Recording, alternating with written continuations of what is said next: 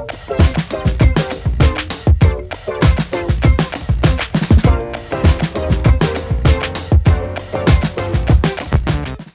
vamos lá, gente, vamos seguir a mais um ponto aqui, que é a requisição do ministro da Justiça, tá? Primeiro ponto que me parece importante é a gente falar que a representação do ofendido ou do seu representante legal é um ato volitivo e não político. Representação é um ato de vontade, volitivo, e aqui é um ato de natureza política. Requisição do ministro da Justiça é a manifestação do ministro demonstrando interesse na persecução penal. O MP, primeiro ponto, não está obrigado a acatar esse pedido. Então, quando você coloca aqui requisição, parece que dá a ideia de ordem.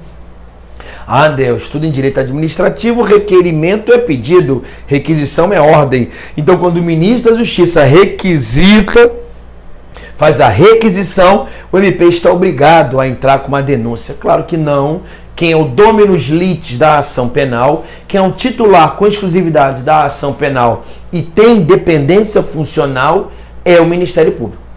Está claro? Então, da mesma forma que a representação do ofendido, o promotor não está obrigado, porque pode não ter PIO e JC, tá claro? Da mesma forma, a requisição do ministro da Justiça, apesar da requisição, ele também pode achar que não houve PIO nem JC. Ponto. Está claro? E a retratação da requisição? Tá? O ministro da Justiça, ele pode se arrepender de ter feito essa requisição? O artigo 25 só fala em retratação da representação, não cabendo tal retratação. Está claro? Então, o primeiro ponto fala o seguinte, olha, lá o artigo 25 fala da retratação da representação. Deveria falar retratação da representação ou requisição. Não houve, é o chamado silêncio eloquente. Quando a lei deixou de botar requisição, ela quis dizer que o ato é irretratável. Que é a primeira posição. Está claro? Segunda posição, como tem natureza de um ato político, tá? Óbvio que pode ser retratado, evidentemente, até o oferecimento da denúncia e nos mesmos moldes da retratação. Se é um ato político, tem que analisar ainda mais a conveniência e oportunidade, não é verdade?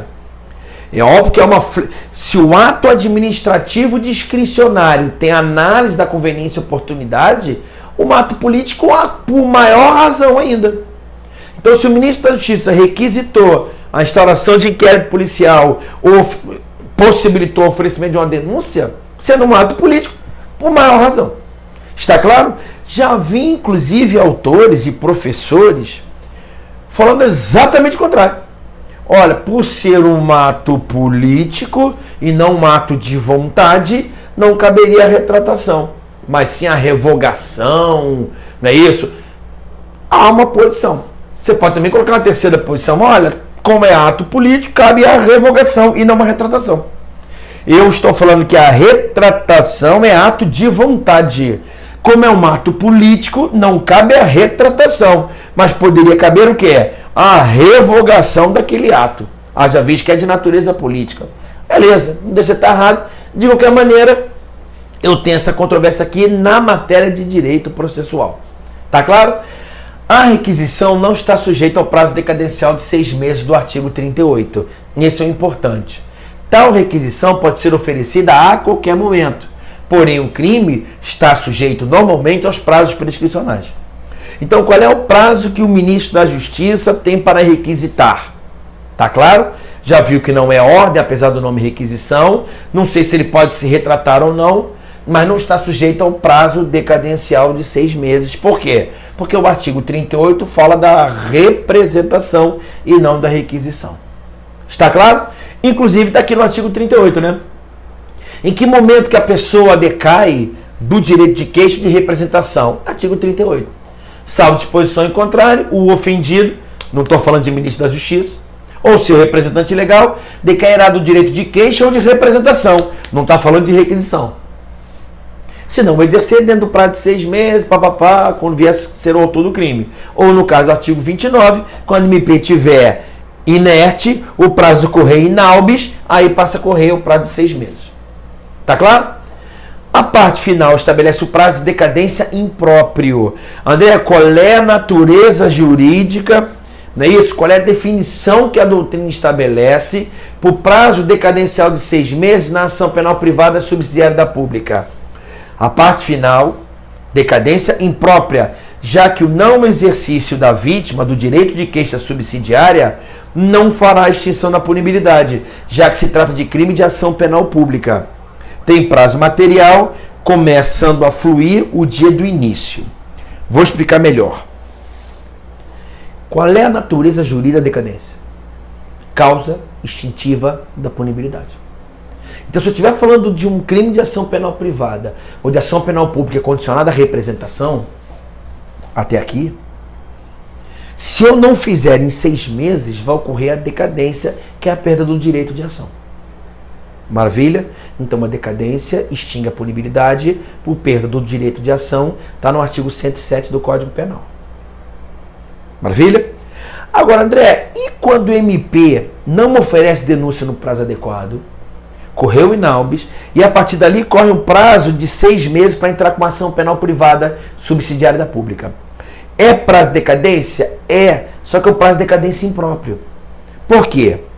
Se o promotor não oferecer denúncia e o eventual interessado não entrar com uma queixa subsidiária, vai ocorrer a decadência? Não. Porque vai ocorrer a decadência do futuro possível querelante.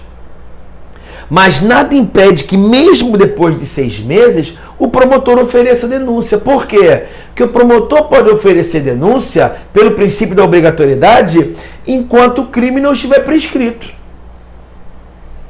sem levar em consideração a prescrição pela pena ideal, ou em perspectiva, ou virtual, por falta de interesse de agir, que nós também já conversamos. Está claro? Então, André, o que é o prazo de decadência impróprio? O prazo de decadência próprio, o seu não exercício, gera a extinção da punibilidade. O prazo de decadência impróprio, que é aquele prazo de 6 meses para entrar com a queixa substitutiva nos crimes de ação penal privada subsidiária da pública, não vai gerar a extinção da punibilidade. Já que o crime de ação penal pública, o promotor pode oferecer denúncia enquanto o crime não estiver prescrito. Lindo isso. Está claro? Professor, eu sei, fui no artigo 10 do Código Penal, no artigo 10 ele fala o seguinte: os prazos materiais, conta-se o dia do começo e não conta-se o do fim.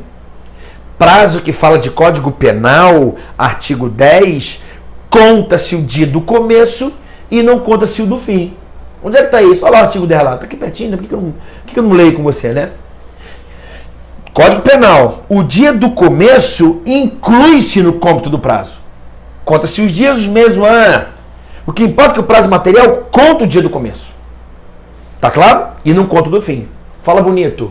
O termo acuó conta e o termo a de quem não conta. E nos prazos processuais, André, como é que é a regra? Vamos lá embaixo. 798. Parágrafo 2º. Onde é que está? 798 aqui no finalzinho, olha lá. E prazo processual? Vou lá no Código de Processo Penal. Não se computará o dia do começo, incluindo do vencimento. Então, prazo material, esse aqui conta, inicial conta e o final não conta. E o prazo processual, o começo não conta, mas o final conta. Está claro? Maravilha? Por que está falando isso? Porque eu falei para você que existem aqueles prazos impróprios, não falei? E o prazo de decadência é um exemplo claro disso. André, tranquilo, o prazo de decadência está no Código de Processo Penal, é o prazo que a pessoa tem entrar com uma queixa ou representação, o prazo é processual, não conta o dia do começo, certo ou errado? Errado. É um prazo de natureza material, misto, porque envolve o direito de ação. O ius puniendi do Estado. Então, conta-se o dia do começo, cadê? Conta-se o dia do começo e não conta do final. Então, vou aplicar o artigo 10 do Código Penal. Maravilha? Tranquilo?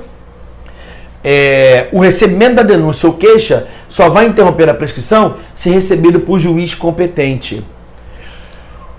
Queixa perante juiz absolutamente incompetente não gera decadência. Então, se liga. André, Qual é, quando a parte representa, quando a parte entra com uma queixa, se liga, a representação vai interromper a prescrição? Não. O que interrompe a prescrição? Tá lá no artigo 117. Deu branco agora. 117 do Código Penal. 117 ou 107, né? Causas que interrompem a prescrição. 107 ou 117? Deu aquele branco bacana que a gente mata aqui agora aqui. Não é isso? Olha aqui, ó. Extinção da punibilidade. Prazo prescricional. Prescrição começa a correr. Termo inicial. 117. Causas interruptivas da prescrição. André, o que interrompe a prescrição? Recebimento da denúncia ou queixa.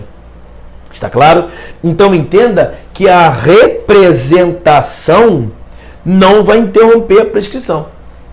Está claro? Por isso que inclusive tem ação penal privada subsidiária da pública.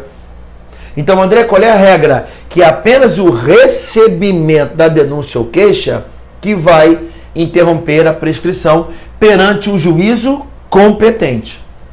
Tá claro? Queixa perante juiz absolutamente incompetente não gera decadência.